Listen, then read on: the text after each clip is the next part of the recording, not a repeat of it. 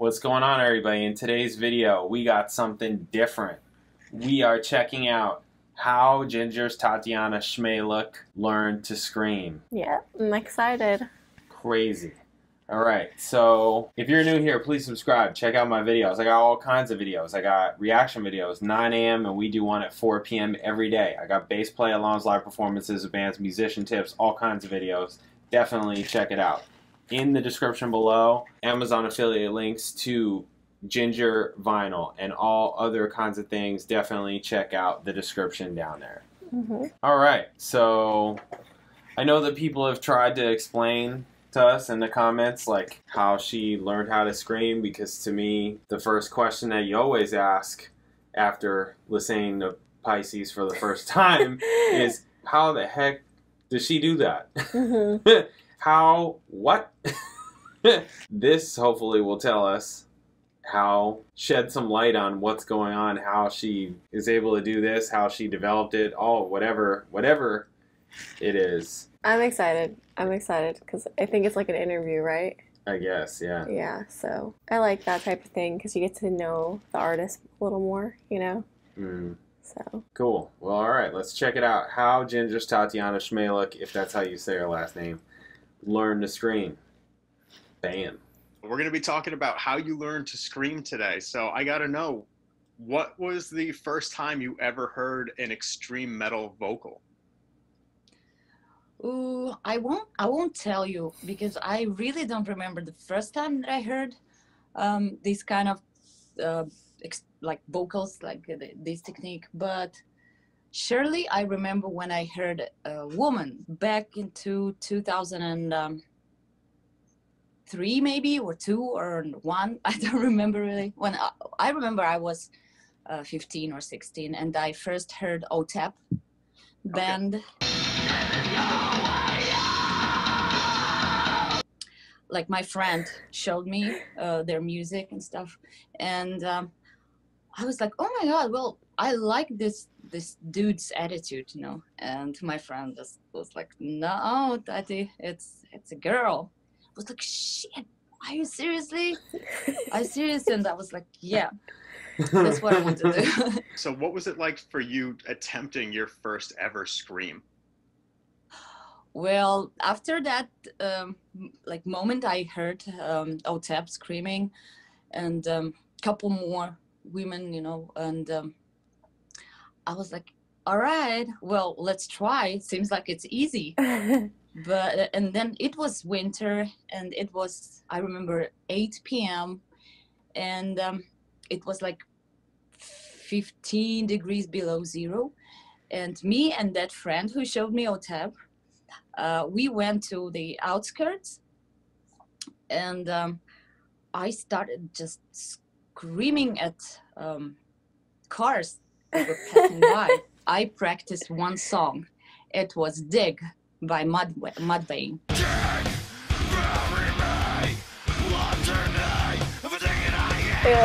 It was Mudvayne that actually I took lessons, and I hated how my voice sounded that moment. I was like, oh my god, I suck.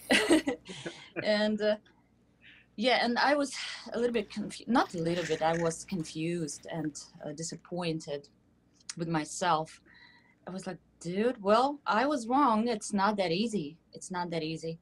And yeah. So what was missing from that scream? Was it tone? Was it the depth? Was it not as deep as you expected it to be?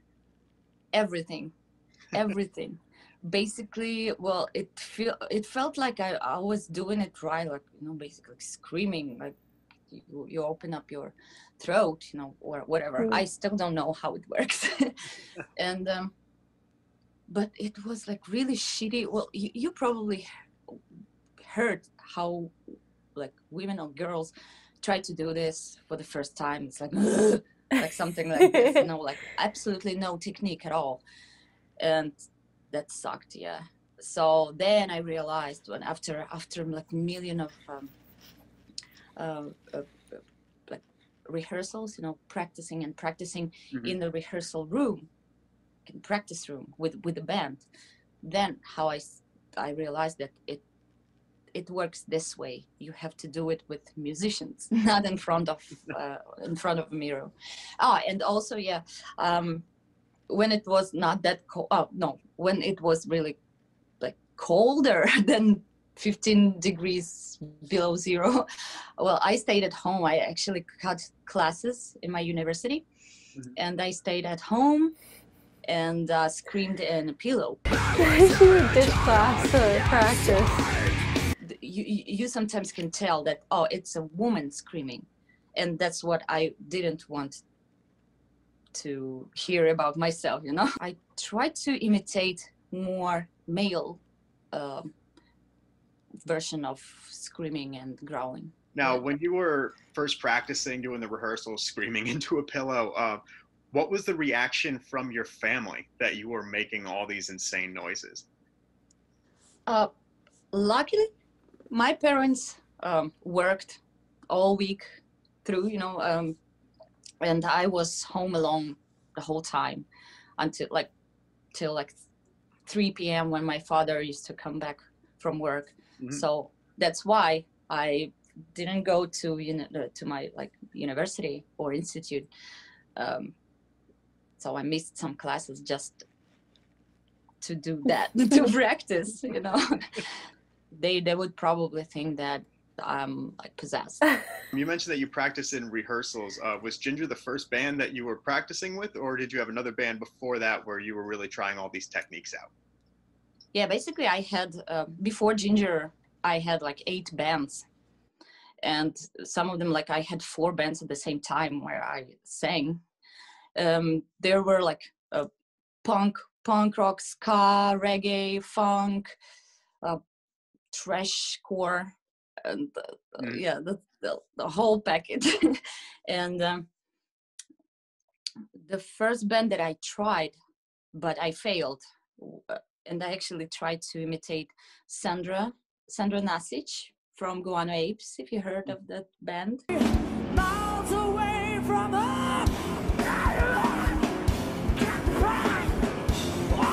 but then I failed. It was like, no, and I was too shy to do it even in front of my bandmates. So it sounds like all those early bands, a lot of the different styles that you were dabbling in, all kind of eventually made their way into Jinjer a little bit. Now, were you experimenting with lower gutturals, higher screams, and trying to work out the different dynamics and the range of your voice during this time too? I just tried not to f my voice up, you know, not to cough blood. Oh my gosh. Which styles gave you the most difficulty when you started expanding, especially live? It's difficult to sometimes go from those low screams to the higher screams and then transition to singing. So in which area did you struggle the most? This is the thing, like vocals, especially extreme vocals, it's the thing that you cannot own forever. I mean, there's something that kind of like, if you don't practice it, or if you overkill it, you know, if you do it like every day and like doing it too much, it starts to slip through your fingers. You know, you're losing it. And I believe me, I've lost that few times. Right now it's pretty hard, and I think that's because my clean vocals, they got really complicated too, like with really high pitch notes, and that's what affects the whole picture. Yeah, so you remember, it's not like learning to ride bicycle. It's not forever. Enunciating. Is this something that is important to you? And for me, it's very important because I spent a hell of a bunch of hours writing those lyrics. Plus, you know, especially when English is not my native language. So I choose every single word just to strike right into bullseye, you know, and that's why it's very important for me to pronounce every single word when I scream and grow correctly and clearly. Now let's talk about cupping the mic. It's a little bit controversial. Yeah. Where do you stand on it? Cupping. Always. Always and forever. I'll never probably. I try, but it feels really weird for me to hold this thing like that. You know, Oh, no. I feel like I'm like somewhere in like Russian pop star from 70s. Yeah, announcing something, you know, or whatever, like, oh, or I'm at the wedding or something. So it goes until the day you die. It looks aggressive. It sounds aggressive, and it's just like my tiny hand. It just slips up to the actual like dynamic, and yeah, I cannot get rid of it. I just can't. Is there anything you specifically avoid doing before you have to play a show? Like eating a big meal or something like that? Oh, no drinking beer, no chips, okay. You know, like potato chips, nothing that can scratch your inside of your throat.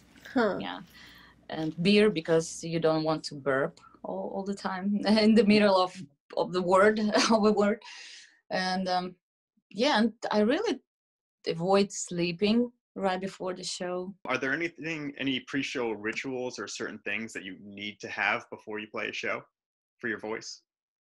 What I really need to have is my warm-ups, because I never use them. Because you know, it's really, I'm too lazy, and probably I am too self-confident that, oh my God, I don't need it. That's how I used to think. But then I changed my mind.